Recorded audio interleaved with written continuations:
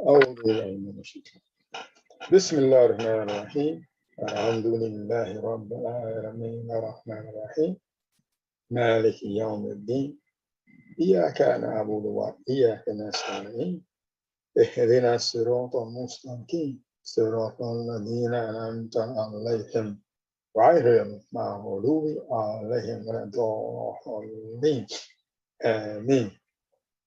In the Lord's name, the merciful, benefactor, merciful Redeemer.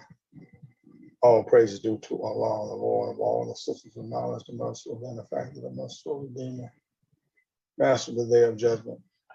Thee we worship, thee alone we seek for aid and assistance. Show us the straight way, the way of those upon whom thou hast bestowed thy grace, those whose portion is not wrath, nor of those who go astray.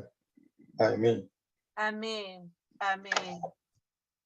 With Allah's name, the merciful benefactor, the merciful redeemer, I openly bear witness that there is but one God, the only creator of the heavens and earth, and Lord of all systems of knowledge, whom we properly call Allah. I accept all of Allah's prophets and believe that Prophet Muhammad, peace be upon him, is the seal of prophethood and a mercy to all mankind. Assalamu alaikum, dear family.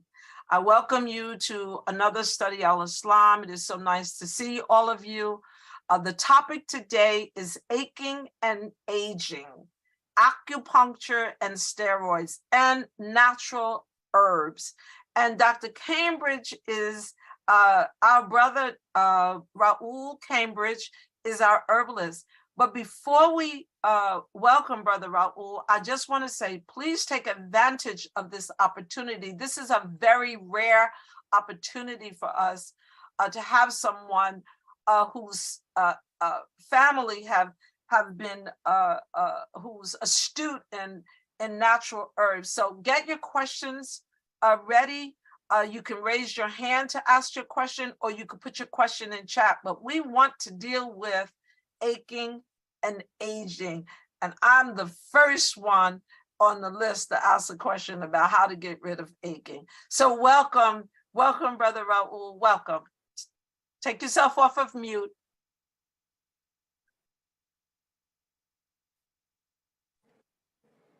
Thank you very much. It's a pleasure to be here. There's a message somewhere on the screen. I don't know if this can be removed. You're fine. Brother Raul, you're fine. So you can just tell us a little bit about yourself before we get started, because your bio is not in the newsletter. Sure. Well, my name is Raul Cambridge. I am from the Twin Islands of Trinidad and Tobago. For those who know it geographically, it's the most southern of all the Caribbean islands. We lie just about 12 nautical miles off of Venezuela in South America. Although, because of our colonial history, most of us are English speaking rather than Spanish speaking. Also, because of at the end of the slave trade, they brought indentured workers from India. So some people may still speak a bit of Hindi, but basically, we all speak English. Like I said, I grew up with two grandmothers, and this is very pertinent to my life and how it developed later on. I didn't know it at the time, but my two grandmothers, they lived almost side by side. There was about 3/4 of an acre of land between both houses, and I traversed from one to the next continually. What was important in growing up is the fact that in those days, the access to medicine, doctors, and stuff like that was not as it is presently. I still remember things like the midwife coming to deliver, my cousins and other family at times, and the scurry of activities, the boiling of water, the cry for pains. And then eventually that cry of the newborn child coming into the world. That was something that we took for granted. Growing up with my two grandmothers, one of the things that I became aware of and helped out with was what we call bush medicine, which today is being referred to as herbal medicine. So things like cold, fevers, different pains, being unable to sleep, various things like that. People didn't go and seek medical advice. We knew which of the herbs to go and get. It came to a point where I was about 7, 8, familiar with it, and my grandmother would send me, they call me Junior. They say, Junior, go and get some shining bush, or go and get some chandelier bush. That is one that we use for colds. You take the leaf, you pound it, you add a little bit of salt to it, you ingest that, and you would bring up so much cold. It's unbelievable. Someone's coming down with the fever. They say, go and get us some fever grass. I know exactly what they were speaking of, and would go and retrieve it and bring it and stuff like that. Some babies not able to sleep. You go and you get what we call soursop leaf. Pick the soursop leaf, you make a concoction from it, and you apply it to them, and they sleep gently and beautifully, and on and on and on. What I found out later on is that a lot of these herbs, I am suggesting, probably was brought with us from Africa, because although after a while it just grew plentiful and around, further studies now, many of it was applied for women issues, whether it was the menstrual issues, the various complicated menstrual issues that women are faced with, whether it was with childbirth or whatever. Many of these, what we call bush medicine or herbal medicine now, directly apply to that. So whether it was on the benefit of the slave masters or the slaves themselves, a lot of it grew abundantly in the island of Trinidad and Tobago, a tropical island that afforded us real support for everything we needed for our life. For me, later on in life, I practiced yoga and taught yoga for close to 20 years. Also, I was involved in the martial arts for as much as or longer than the 20 years. Luckily for me also, coming out from what we call the East Indian side of the history, there were people who were versed in helping people with dislocations, problems with tendons and ligaments, and a lot of them were of Indian descent. There were no schools for this. And usually you would say the common term was someone had a gift. And they had this ability to help correct, as I say, dislocations and stuff. I was fortunate to spend time with one such person. He was called Doc Ali Bokas. They gave him that honor of almost being a doctor. There was nothing you came to him for that he didn't have a way to assist and help. So even when I did start going to school for Chinese medicine, a lot of the students and even the teachers would ask me, but where you learned that from? Well, I learned it by hanging around, being around. And I'll be honest, that's one regret. I could have spent more time, but being a young person, growing up, doing all kind of other activities in life, it's only later on I realized the wealth of knowledge that was being passed on. It wasn't like an apprenticeship where you had to go. It was based on my free time and how I applied my time. So it really was part of my foundation for later on when I did get into the study of traditional Chinese medicine and acupuncture and herbal medicine. In a nutshell,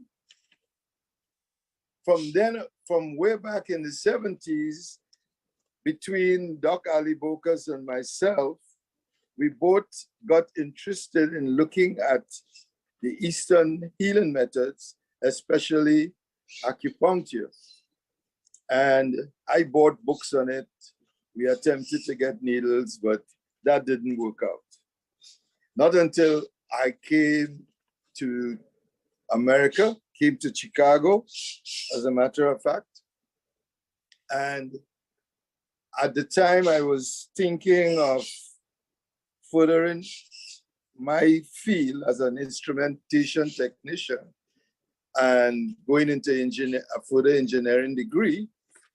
And lo and behold, I came across the Midwest Center for Traditional Chinese Medicine. And that changed my trajectory. It changed my life to a great deal. I was able to attend school. I graduated and sat the boards in 1990. I immediately got into practice with two of my teachers at the time. It was in the height of the AIDS epidemic. They had established a non-traditional way of treating people with AIDS using traditional Chinese medicine, acupuncture, and herbs, totally outside of the mainstream of what was going on at the time. And for whatever it was, they chose me in the school. They asked me to come and work with them in the clinic. And I did. And immediately, what was surprising to me, from the very first day, they say, Raul, you're not here to look on. You're here to treat people. So don't be afraid. Go and do it. And that is what I've been doing for the past 33 years. I have been invited by Sister Mohammed to speak in terms of, I'm not looking at it as a major lecture per se. I will use the East Indian term of a satsang, meaning that you sit down and we just discuss. I put out ideas, approaches to things that face us in life, and we apply it as best we could. The topic I was asked to say something on and discuss my views on is about steroids, aging, its application in terms of pain management, and alternatives that is there for us to use. Well, To begin with, when I was asked about that, the first question that came up to my mind is, what is aging? What is considered aging? Is it the chronological approach that we have adopted? What is it? Is it the approach that says, okay, you're born a baby, you considered youth or growing up from 1 to 12, 14. I'm using those in terms of the female of the species, at which point the cycle of reproduction can take place. And this is according to the tenets of traditional Chinese medicine. For male, it's on an 8-year cycle, so 16 or so, when males are capable of producing young males, of young babies and stuff like that, which continues up to 28 to 35, in which for the female, changes take place in terms of the reproductive cycle beginning to slow down until into the age of 40, and so on until we start to say middle age.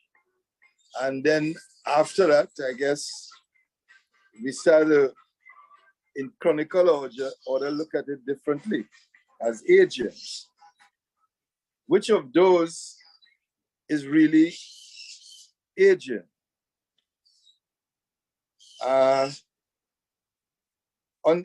In that respect, let me see. I will take.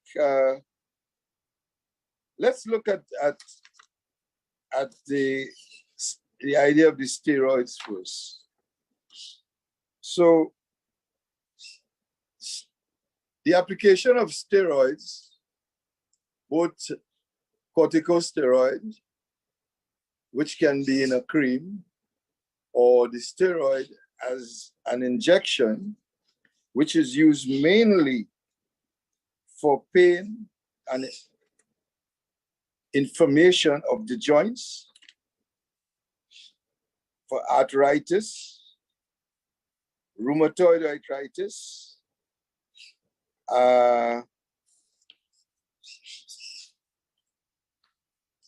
certain type of bowel inflammation, etc.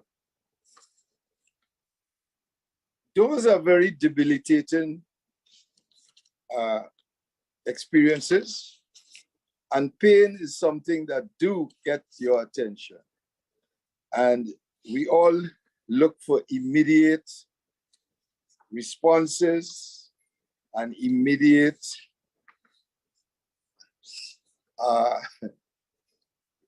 removal of that pain. The thing with steroids, and I speak to most of the people that I interact with in terms of it, I caution them, it's a caution, that the steroids work for short periods of time. The doctors may say for 6 weeks to 6 months.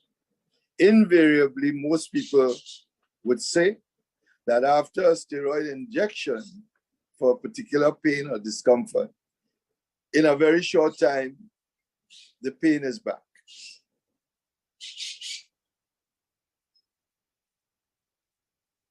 Importantly, what we have to understand is that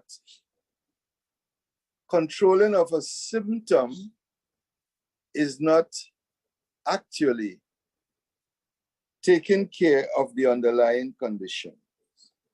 The underlying condition remains until we find a way to take care of what the underlying condition is. What is the underlying condition that is causing the inflammation of the joints?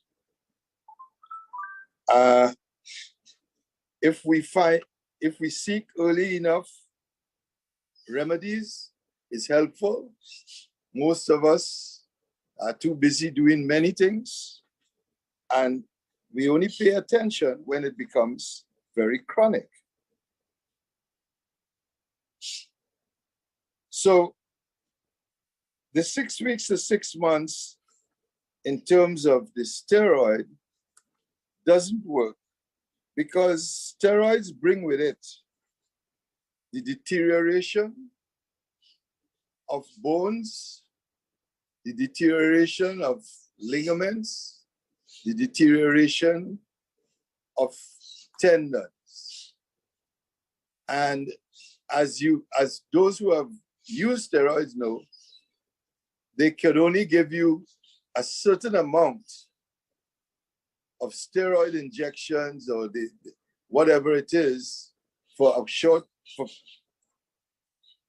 a period of time.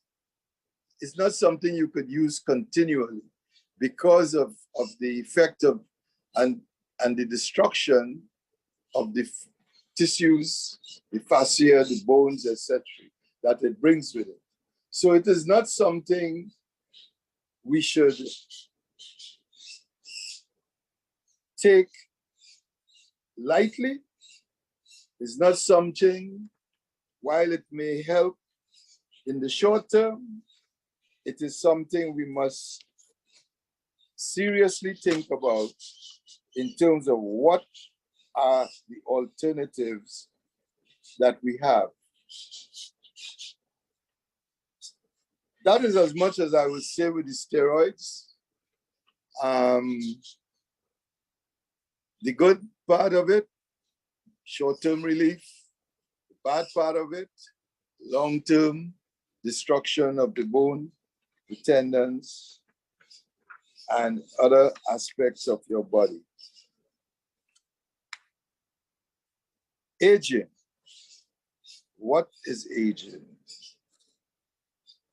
You know, it's interesting because in life we look around and, you know, we speak about it commonly. We make a joke about it from time to time.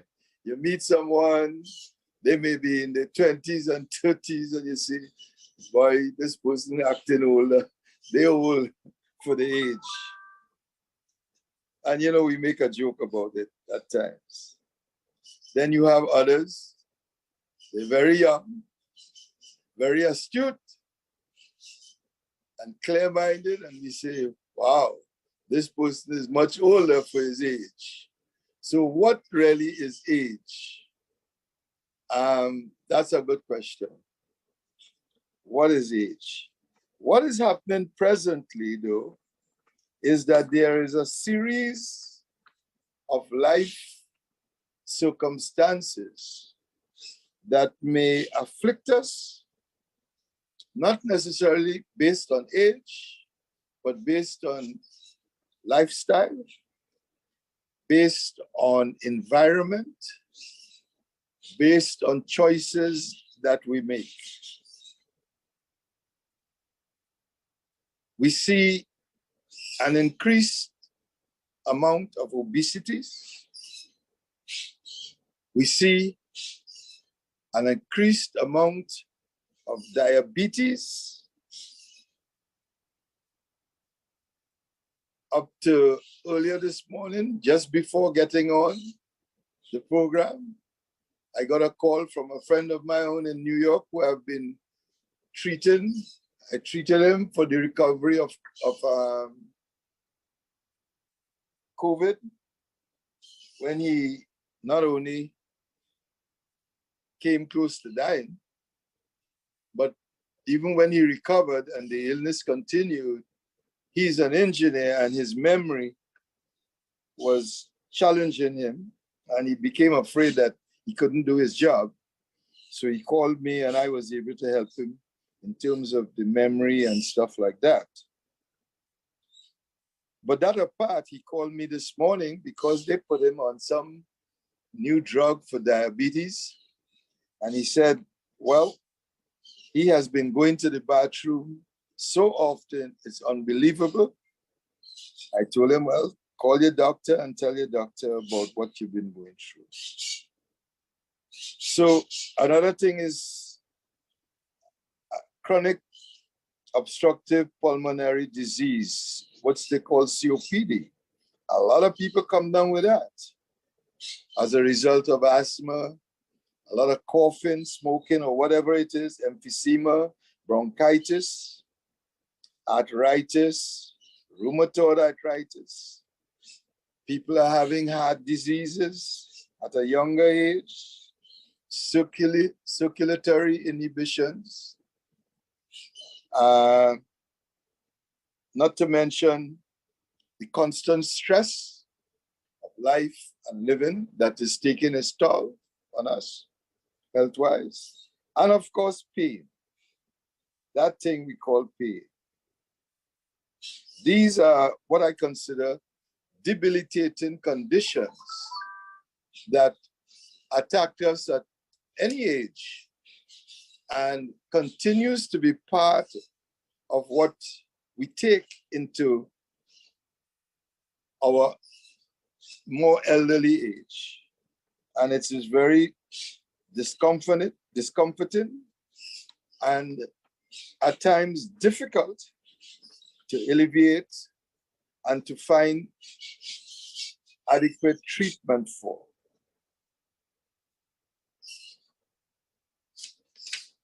It's not all doom and gloom, however, because there are ways that we can deal with it and get some kind of relief from time to time.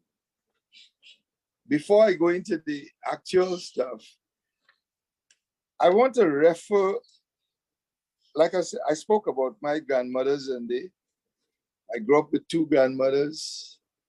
They worked up to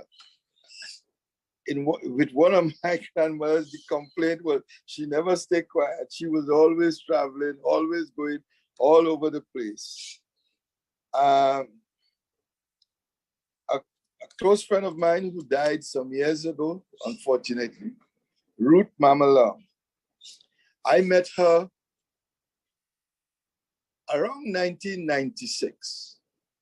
She was already late 60s, early 70s. And where did I meet Ruth? We were both attending and learning hypnotherapy. We became close friends, and up to when she passed away in her mid-80s, a very vibrant person. I remember when she bought her computer, she went and took computer classes. She was an avid reader. And boy, we had a lot of discussions over a lot of stuff, or not always seeing eye to eye, but always having really beautiful discussions. She also at one time had a herbal store here in Chicago. She was into colonics and helped a lot of people in terms of colonics. Like I said, elderly person, let's say, but the lifestyle. There's a gentleman who we lived in the same house, more or less, called Hernandez Villancourt. Mexican guy. He died 6 months short of his 100th birthday. What I learned from him was so interesting. He was a World War II veteran. And there was not a day, we call him Gramps. There was not a day I spoke with him that it was not a great day, a good day. I'm telling you, in Chicago here, It could be snow up to your knee outside. Say, Grams, how you doing? Great day, good day, wonderful day. You got from him this vivacious kind of way of being alive. And sometimes I thought was it because of his experience in the Second World War, which he shared with me, that as a sergeant, they were under heavy gunfire from the Germans. He left to go and get ammunition. And when he came back, not one of his squad was alive. And I'm pretty sure that's an experience that he took with him till his dying days. And maybe it's fashioned how he saw life, how he held on to life, how he looked for all the beautiful things about life. And was always, like I say, it didn't matter, spring, summer, autumn, winter, it was always a great day. Brother Raul, Yes. we have about 20 minutes, and I really appreciate those stories that you're sharing with us, because you're right. An appreciation of another day. I always say another day, another chance. I want to know though about inflammation, because I do want you to continue to talk about whatever remedies you have, but because I know that there are many people who talk about inflammation and parasites of the body, are there herbs that you would recommend? Can you, is that real? Are parasites real? Parasites are real. If we're looking at it from a Western medical, they are real. Mm-hmm. They are real. Yes. I mean, and this is why the elimination process is so important. What we eat is so important, because that is what we ingest, is what these give rise to the parasites, right? Although they tell us such thing as the way they raise animals now, some of the older type of supposedly worms and things like that that come with these are no longer there. But we cannot vouch for that, because we are not raising the food that we eat. So that's one of the things. I mean, everything that I grew up with was what we planted in the land or we grew for ourselves. That has changed fundamentally. People go for the quick food, and that's how it is now. Hardly, I make a joke about it. I say people rent a house or apartment. It comes with a fridge and a stove, and very few people who I know how to cook. I don't understand it. And cooking your own food is very important in terms of your health, because the love and application, the vibration that you put into your food is very important in your health profile. And that's interesting, because I just had a conversation with Sister Sakina, who owns Fitrah Farms, and we were talking about how I read that romaine lettuce is at the top of the list for E. coli, and she explained to me that the best place to go and buy our vegetables are from the local growers, and, yes, and because it's safer than the commercial. But let me ask you this. Is there something that you could recommend that people can generally take in order to rid themselves of parasites? Well,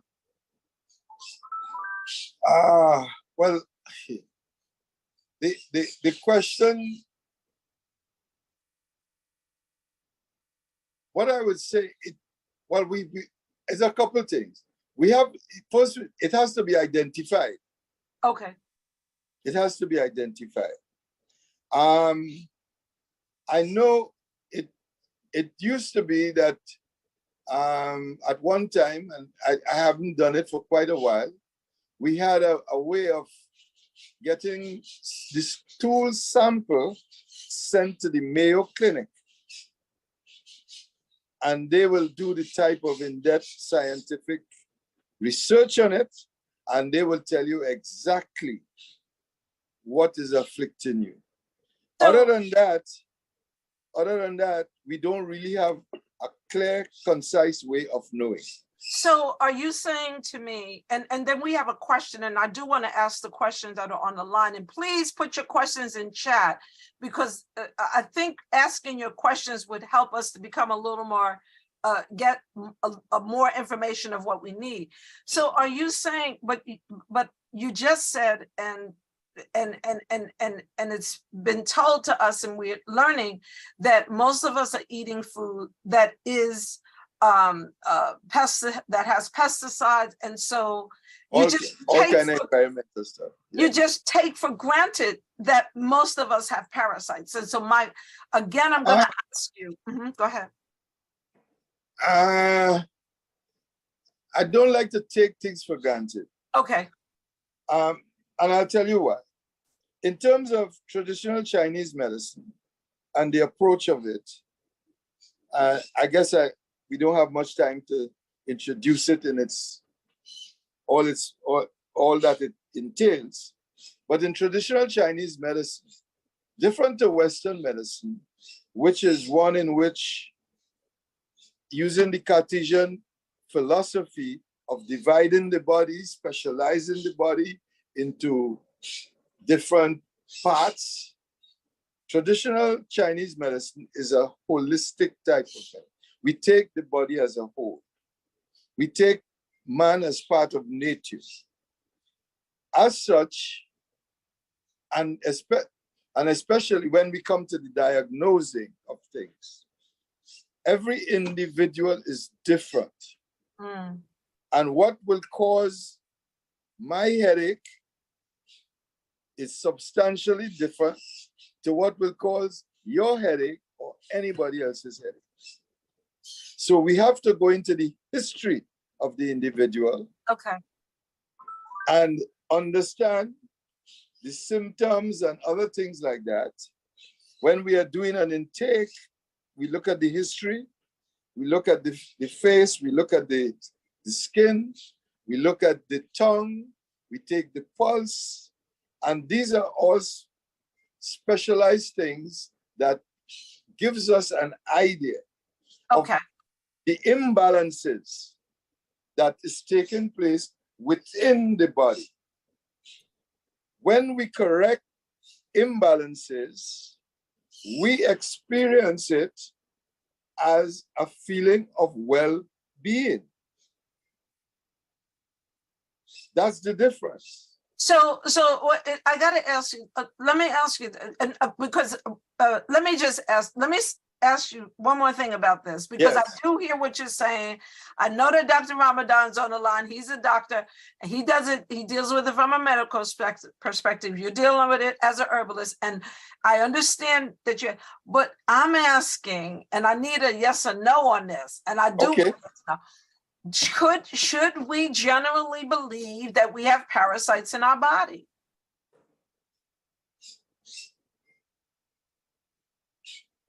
I still will want to put it down to the symptomology. Okay, then.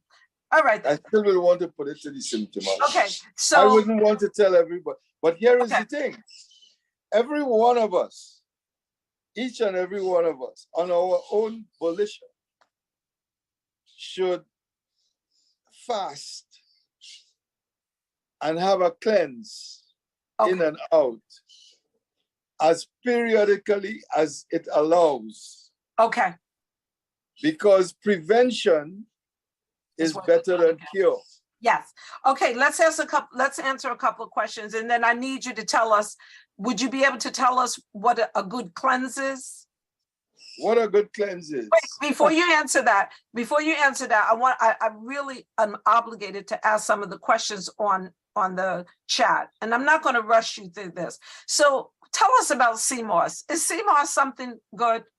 Oh, very good. I'm never without it. How do you? I'm not gonna pay the exorbitant money people are paying for it. I grew up with that. Well, yeah. how do you use CMOS?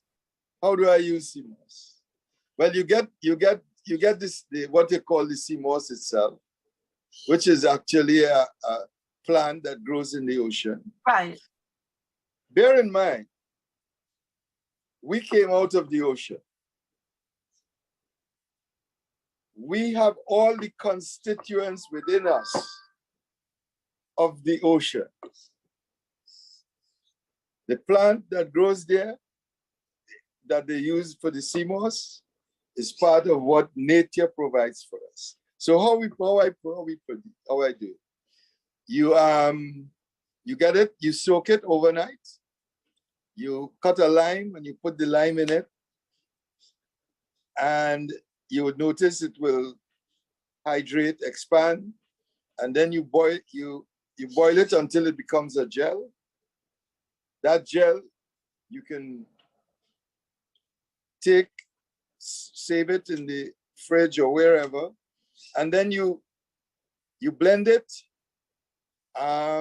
Depending on the individual, you add milk or whatever, cinnamon, what's the other? Nutmeg, couple little spices and stuff like that, and you drink it. Okay, so CMOS is good. It is good. Okay, come on, let's do a few more. What about black seed? What do you know about black seed? Very good too. The oil is very good. It acts as an anti-inflammatory agent. So that too helps to take away pain. Because remember, what we are experiencing as pain, according to traditional Chinese medicine, is blockage in the energy flow of the body. Where these blockages tend to take place? In the joints, and where there is a narrowing of the flow of blood, whether it's going from the larger veins into the smaller veins and stuff like that. That's where you get blockages. And does black seed deal with that? Yes. It helps. It helps. It will help, yeah. Okay, so with a good attitude about life, as Sister Sharon points out that you talked about black seed, CMOS. You take CMOS daily? To be honest, I don't take everything daily. Okay. I don't like to regiment myself. Okay. But I always have it. Okay. So the next question is, what helps nerve pain? What helps nerve pain? That's a beautiful thing. Acupuncture does. Lately, I have been reading up and experimenting with light therapy. Give me 1 minute. Yes. Blue and red infrared light. And this is interesting because a client of mine from way back in the 95 or things like that, she came to Chicago about 3 weeks ago or so. She hadn't seen me in some years, and she said, Raul, I have to come to you to get a treatment. I said, no problem. So she came and we were talking, and I was something came up about neuropathy. And so I think somebody had called me on the phone and they were mentioning neuropathy. And I told them, well, come on, let me see what I could do for them. And she said, oh, you know, there is this infrared treatment that works fine. She said she used it and it works fine. And it just got me thinking, because I knew of it, but I've never did a study on it. And yeah, infrared treatment is one for neuropathy. They are selling different aspects that you could put in different parts of your body. It's something worth trying, other than the acupuncture. Let me ask you the next question. Do bitters help cleanse the body of parasites? Bitters. Yep. The thing about it, I don't know which one of them on the market. I remember there was one they called Tisane de Dubon. And that was one that was used frequently for cleansing the blood and cleansing the body. Bitters. Yes. Okay. So you do realize that we need to have contact with you. Everyone on here, there's about 200 people on the line, and everyone's so. But let's continue, because we are going to put your contact information in. I mean, sure. We clearly understand that an ounce of prevention is worth a ton of cure. All the time. We understand how herbal medicine, I think everybody on here does or should understand how herbal medicine works hand in hand with traditional medicine. And so— But let me say one thing on that. Sure, go ahead. We have all been conditioned for quick, instant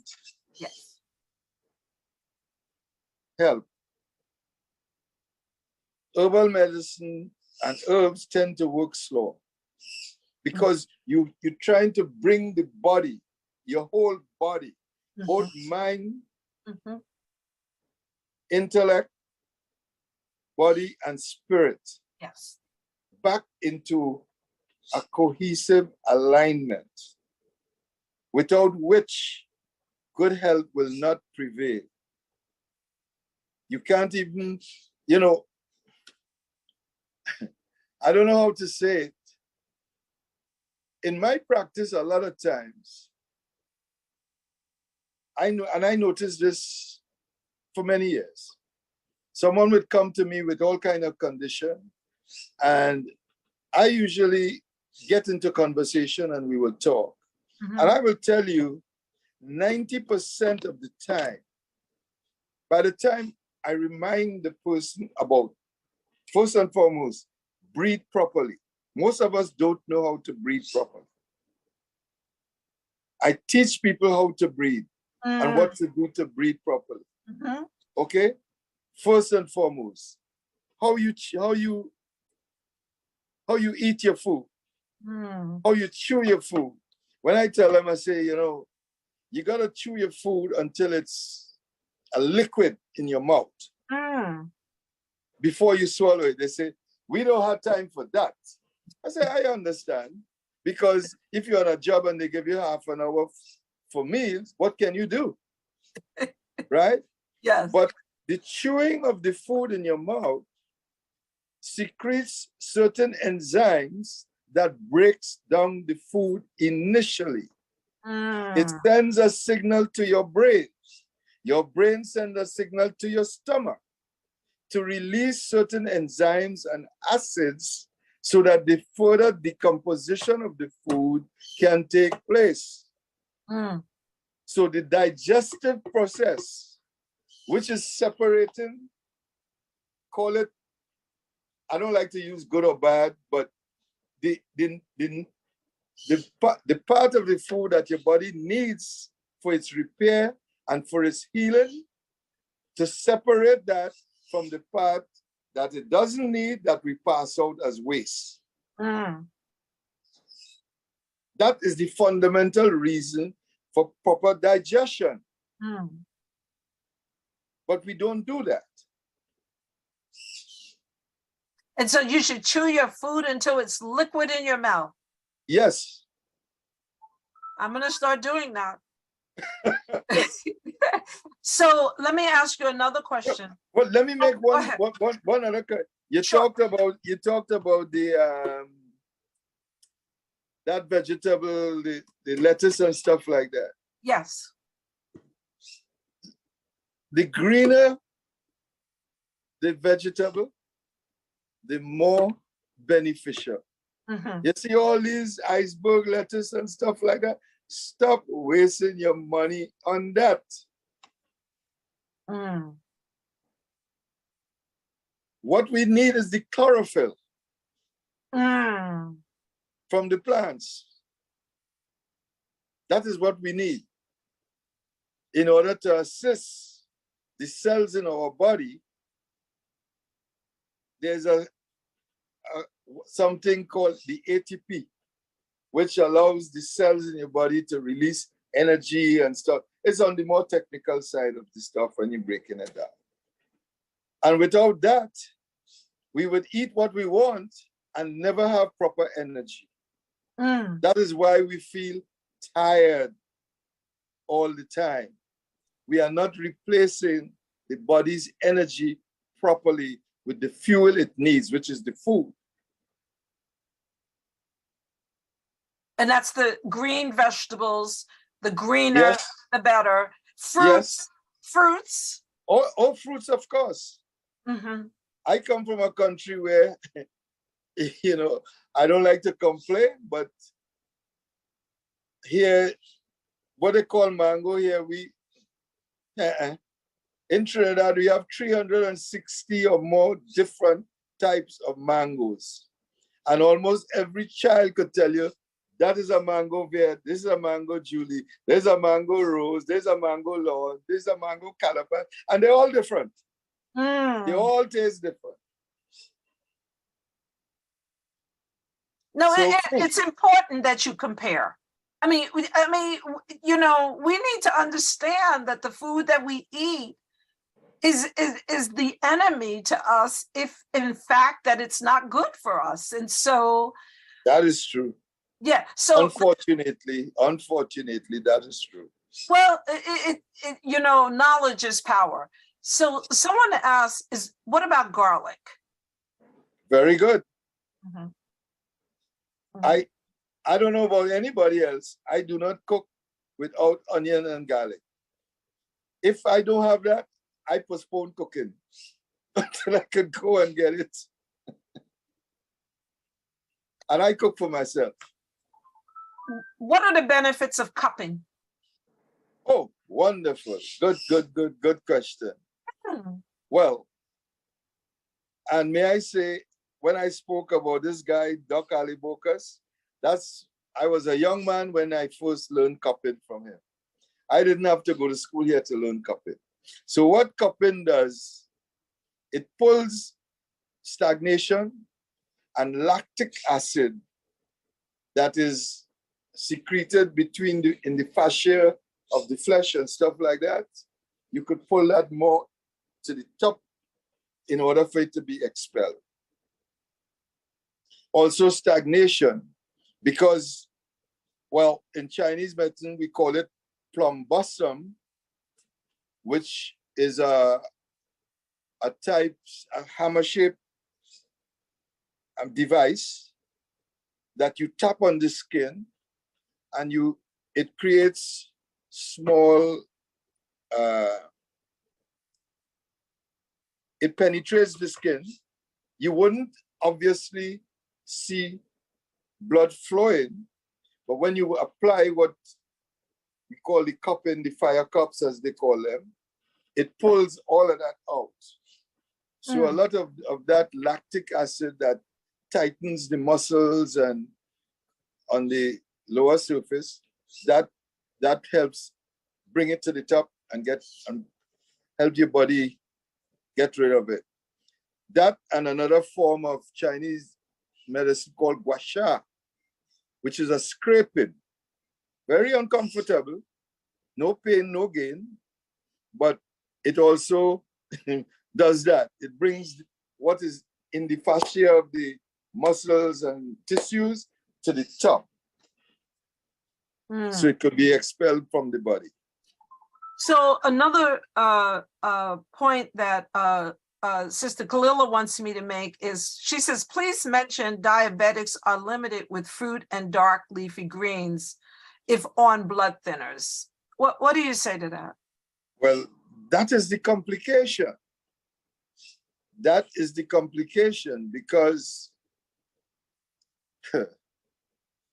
it's a complexity. It is a, you see, our body, unlike how we look at it from a Western point of view, is a complex,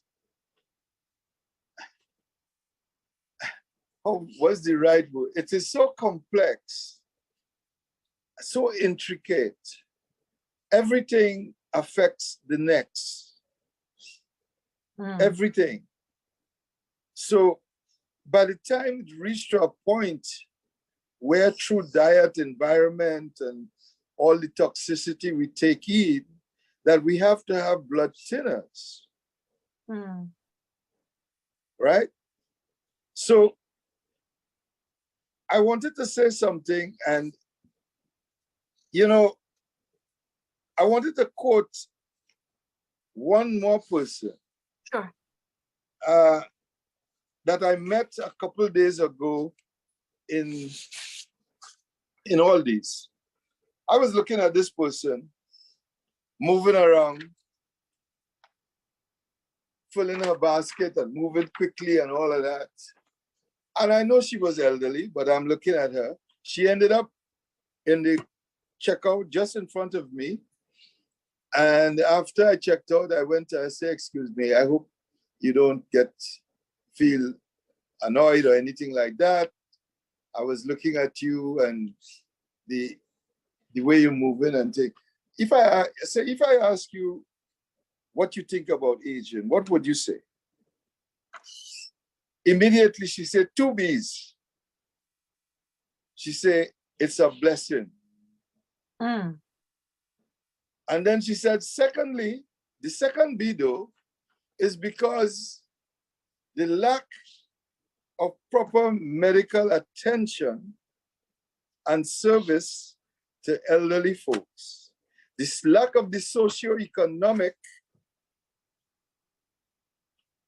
way of planning for people as they get older. Those were the 2 major things she said. And then she said, by the way, I'm 75 years old. I said, wonderful, wonderful. So I say that to say, movement, we're talking about aging, movement is important. Why movement? Because whether it's exercise or movement, whenever we see, or we used to see, pictures of people in China, what would we see? We would see groups of people at different time of the day doing what? Tai Chi, gentle movements, etc. What does that movement do? The movement creates 2 things in the brain. It creates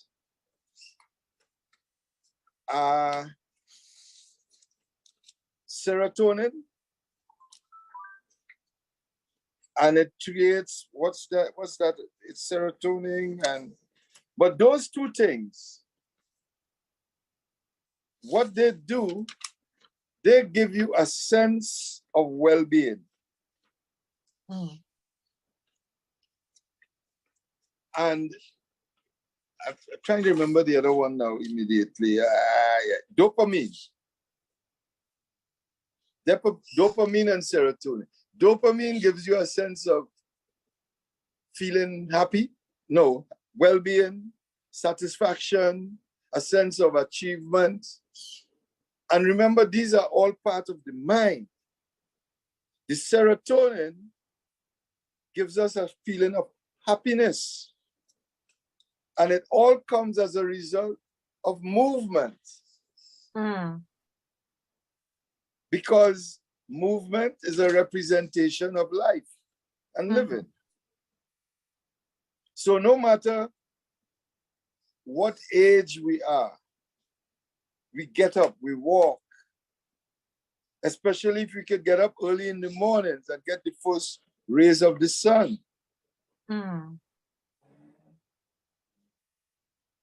Those are the things that add to the health profile that we have. I got to go on to the next question. Okay. Soaking in Epsom salt. Very good. Does it remove toxins? Yes, I recommend it a lot.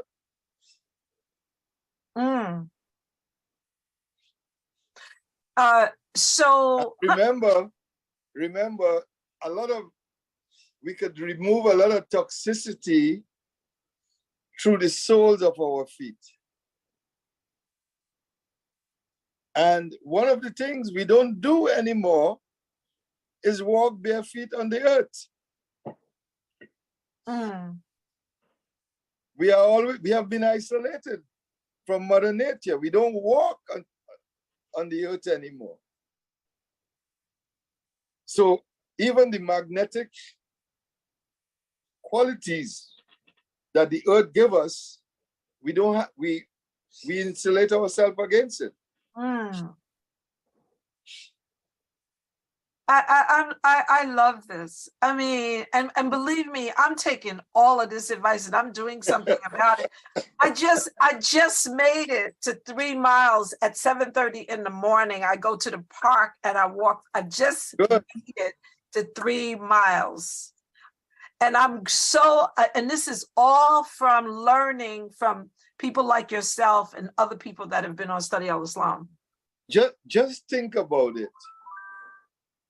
When you put things aside out of your mind and you step outside on the grass, isn't there a different feeling that you get? It is, absolutely, absolutely. I'm But not that ready. tells you, Yes. that tells you it's a sense of freedom, a sense of connectedness. That's where it is. But we don't do it.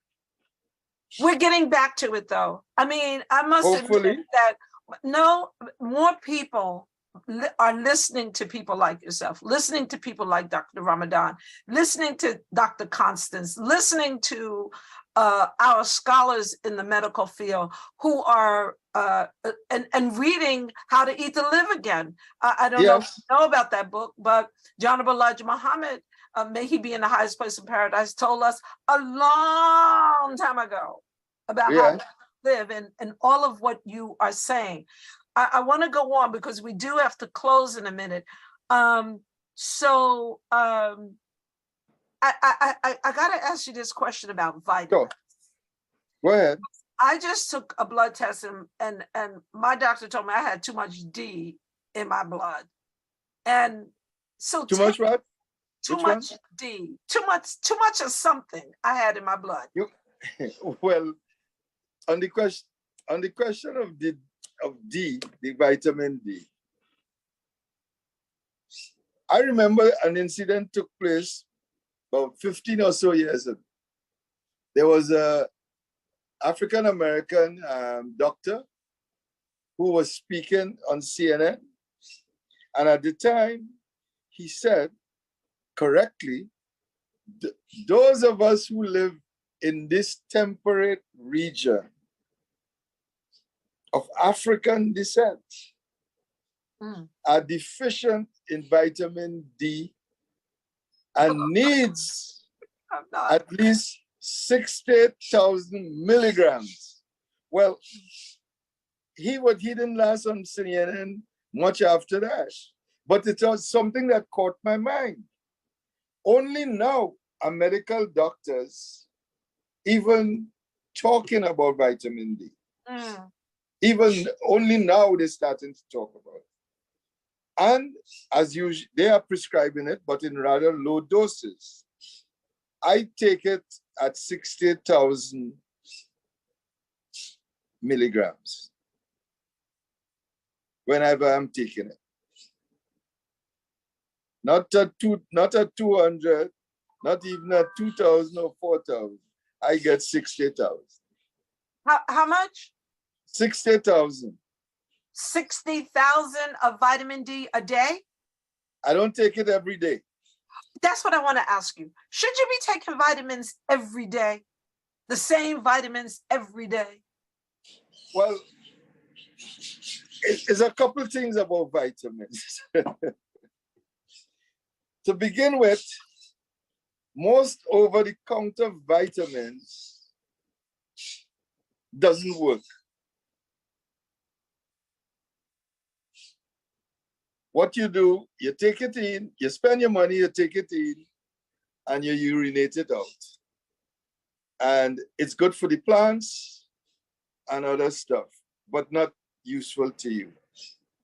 Because there are cofactors that takes place in your body that these vitamins have to be broken down into other things in order for the body to be able to absorb it. I have always more recommended vitamins in a liquid form rather than in the tablet form. First of all, I want to apologize to everyone because it's 11:07. If you have to leave, please leave. This is being recorded. You can always listen to it. But I need to go on a little longer because I want to say that I have a dear sister, Sister Rashida from Newark, New Jersey. I hope I'm not getting myself in trouble. She sent me the vitamins I should take. There's no preservatives, there's no sugar, there's no additives in it, and it is liquid, except my vitamin C is in powder form. But it tastes so bad, but it is, she really, and anybody that wants to know these things, you could just write me, I'll send them to you. But let me ask you this about vitamins.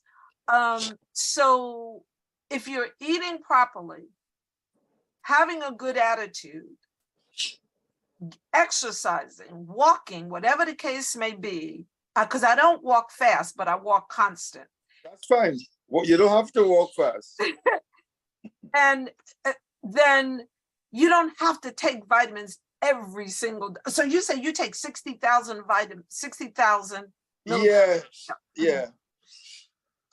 Because I had noticed over time, living here in Chicago, that I was developing what home we used to call liver spots over time. Well, since I started taking that, I noticed the discoloration has changed tremendously. So I know it's doing some good for me, right? For vitamin C, guavas, very good source. There's a type, well, I don't know if you'll get that here, a particular type of cherries that we have home. They are very high in vitamin C too. And getting it from the fruit, oranges too have vitamin C, is a lot better than having to take it. Limes have vitamin C, stuff like that. It's much better than having to take it in a tablet form. And the other thing is that and again, this is what I've learned. I don't take a multivitamin. My vitamins are all individual. I mean, these are things that I'm studying and learning because of people like you, right? Because of people like Dr. Ramadan, because of people like Dr. Constance. I'm learning. So I don't take a multivitamin. My vitamins are individual, and it tells me how many, what to take. And rather than to take a multivitamin that has all this stuff in it, I don't do that anymore. And I do take liquid vitamins. So I want to end on this note. Okay, what about, wait a minute, comments on seedless fruit? what someone is asking about that. Well, that's an interesting question, because there is this school of thought that the seed is what gives the vitality to the fruit, because it's through the seed the fruit reproduces. Mm. But again, we get lulled into a lot of stuff. People don't like to have to spit out the seed or the watermelon. I mean, when I hear things, I just shake my head and say, well, what's next? Just lie down and let them just pour food in your mouth? What next? What are we going to do for ourselves? We're doing less and less. So yes, the fruits with the seeds has more vitality because of what? The potency of the seed as a methods of reproduction. So before we go, two things. If there's any more questions, please put your questions in now before we let the doctor go. But there's two things that I do want to address. One is shingles. After having shingles, I didn't pay any attention to my doctor telling me to have the shot. Mm-hmm. And if you can see, I am still trying to get rid of it. And I see that, yes. And I'm asking you, doctor, right now for help because I can't stop itching. It's been over 3 months. I will get back. Wait, before you say anything, people should take the shingles shot. I would say that. You know, at a particular age, all this talk about vaccine and don't want vaccine, and I am at pains to remind people there was a time when there was something called polio. Most of us don't know of that anymore. That's right. Okay? There were other things, you know, smallpox and other things that, so vaccine as something that came along that, you know, simple thing as the flu wiped out millions of people at one time, the bubonic plague, all these things. As human beings, we have faced nature and survived this far constantly. There has been more viruses on this earth than us as human beings. They have been there from the beginning. And it's something we will continue to face and fight, deal with. So yes, take the vaccine. Depending on where you are, take the pneumonia vaccine. Because I've had to treat people with walking pneumonia because they simply didn't know they have pneumonia. They think it as a benign cold and you could drop down and die. You know, so, and pneumonia is a very serious situation to have to deal with. One more question. Someone is saying, please help. Gout. How do we deal with gout? Oh boy, very painful situation, especially with well, you have to stay away from acids to start with, and as things that are acidic in nature, and try to get the pH of the body back down to be more alkaline than acidic.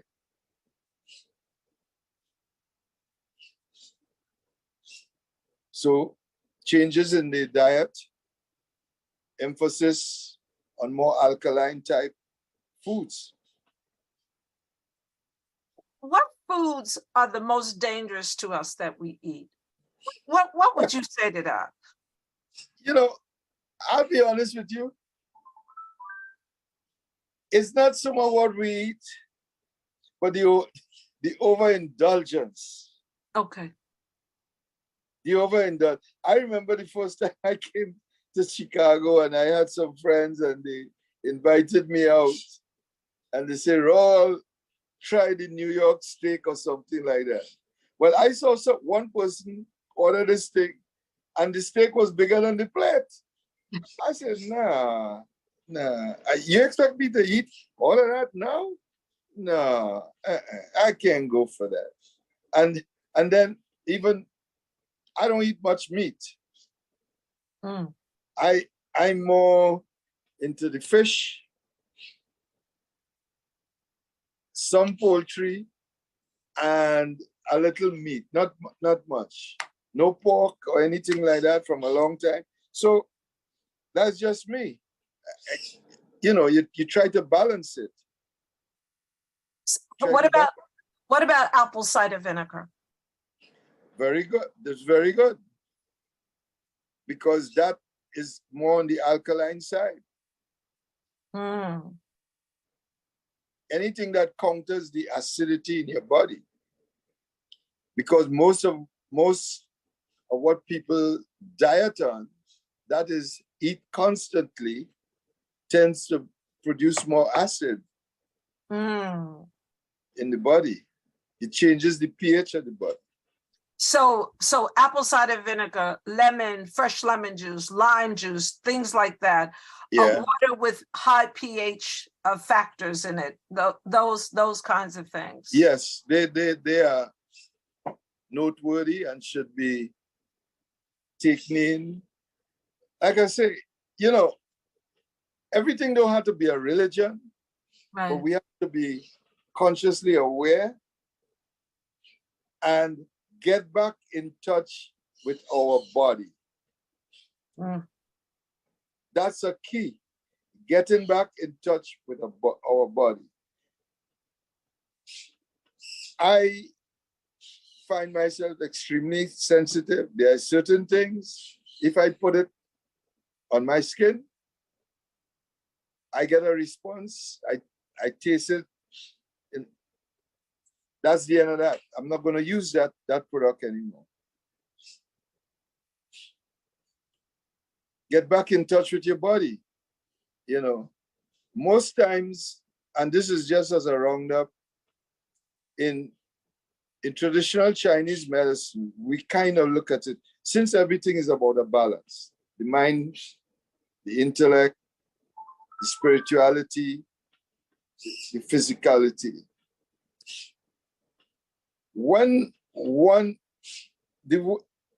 We are such a beautiful designed system that even when one of our system is not working optimally, the other systems try to work to compensate. Mm. Most times we have an inkling that we're just not feeling right, but we can't put our fingers on it. It is only when we ignore it long enough and it has compromised two of the other systems that we begin to sense and know, you know what? I ain't feeling right. Something not quite right. Maybe I need to see someone. And some of us even ignore that. Up until the point that it becomes such that we just have to do something about it. Most times we have changed that balance. Most times that's when you're going to your doctor. That's when you go to the doctor, the chiropractor, the whoever, and when none of that works, the last person you come into is the acupuncturist and the herbalist. We are usually the very last on the list in terms of that. By which time, the road up the mountain is a little steeper. Not impossible, just a little steeper. Okay, so someone is asking, can you get shingles more than once? I can answer absolutely yes. Yes, you could. That's because right. The virus is still in your body. Yes. So get the shot. Get the shot. I can't scream that enough. Get the shot. Dr. Constance is saying avoid processed orange juice. Most orange juice is separated and reconstituted. Correct. Yeah, she's on the line. get the orange. Yes. This Yes. is what I said, get your orange and stuff like that. And you know, so we don't even have time to peel our orange. We rather drink it from a bottle. But we're getting back to that. So, Brother Raul, please. And not give us- only that, when you get your orange and you peel your orange, hang the peel up to dry. Ah. And do what Okay. with it? And do what with it? To do what with it? At the first sign of a cold, or what we call a cold or anything like that, a little orange peel with a little pinch of garlic goes a long way in preventing it. Wow. So do you eat it? I gotta let you go. I'm taking such advantage of you. I am so sorry. I do apologize. But this is so important because we all know that we're going to transition. We know that. Oh yes, We do it healthy. Do I need to suffer? of course. This is one trip we're not coming out of alive. So we know that. But we don't have to suffer. No, not Have at to all. suffer. Not at all. That's right. And that's what we're trying to Not in the prevent least. today. Brother Raul, please give us your email so Marsha can put it in the chat. And I will give us your email so because there's a few people on here that need to become your patient, Okay. including me. I don't know if anybody, you could see this at all? I don't know No, if just say it. Oh, good. No, put that out. Put that out. Is it here? No, we can't see it. Okay, can't see it. there it Hold is. No, no, no. Go back the other way. Go back the other way. This way? Okay, hold it right there. Okay. 773-793-8562. Don't move it. 773-793-8562. And then And tell them please leave a message if they didn't get an answer, and let me know who it is. so you can reach And out. the email. Sorry, go ahead, Brother Raul. Yeah, and the email, go ahead. So you can reach out to Brother Raul. Now he is your doctor as well as he is mine, because he is helping me with my shingles. And I can't express to this group that's on here, you need to take the shingle shot if you haven't taken it. If you're over 50, go take that shot, because I'm telling you, people, there's some horrific stories about catching shingles. Oh yes, it's very debilitating. And it could last for a long, long time. You can take that down now. I've had it 3 months and I can't get rid of the itch. I cannot get rid of it. 1 minute, I want to show you this. So we're gonna let Brother Raul go, because I've taken Yes. total advantage of him. Yes. Uh, Anti-aging manual, the encyclopedia. Keep that up, Marsha. Can you put that in the chat, please? Anti-aging manual, the encyclopedia of natural health. Anti-aging. The author is Joseph P. Marion. Joseph P. Marion. That's what we have knowledge for sharing. I'm going to get that. Although I'm going to tell you, I'm doing good. I'm taking all good advice. I'm using it. Thank you. No problem. First of all, I want to say thank you to Dr. Constance and for recommending you. I want to say thank you to our health consortium with Dr. Ramadan on the line. I don't think there's anything we would give more than to have good health. I think that's the one thing that we would give all our money to, is to have That's good correct. Health. Yep. So I want to say thank you. And forgive me for taking advantage of you and your No, you didn't take advantage of me. Not at all. Oh, thank you. Not when it comes to sharing a little knowledge and stuff like that. That's no. Let me give you the last word. What would you like to say? That orange peeling is a good, so just set the orange peeling somewhere and let it dry. Yes, yeah, just hang it up. That's all. I don't have anything to hang it up on now, Doctor. Well, Oh. no. No, I'm only joking. I'm only joking. A little humor. But so do you boil it?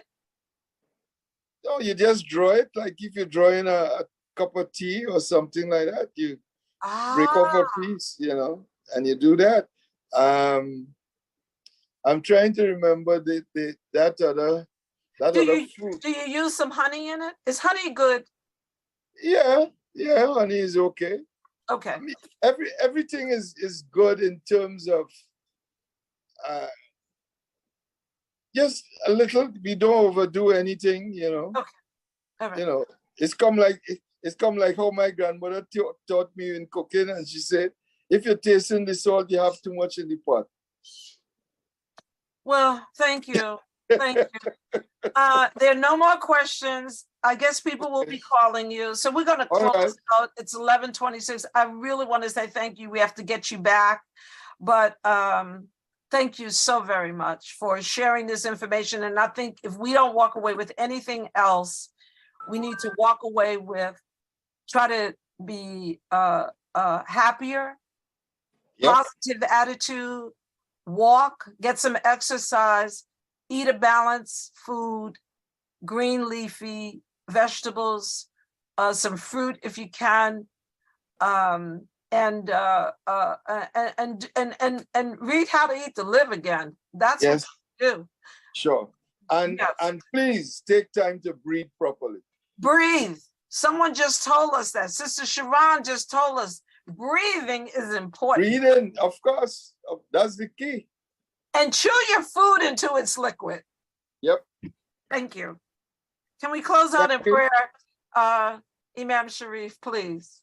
Thank you, Brother Raul. Thank you so much for coming on Study Al-Islam and sharing your wealth of information with us. It's my pleasure. It's been my pleasure. Thank you very much. أعوذ بالله من الشيطان. بسم الله الرحمن الرحيم. الحمد لله رب العالمين الرحمن الرحيم مالك يوم الدين إياك نعبد وإياك نستعين اهدنا الصراط المستقيم صراط الذين أنعمت عليهم غير المغضوب عليهم ولا الضالين آمين. Ameen. Thank you, everyone. And I'm off to do my walk. No excuses. Assalamu alaikum.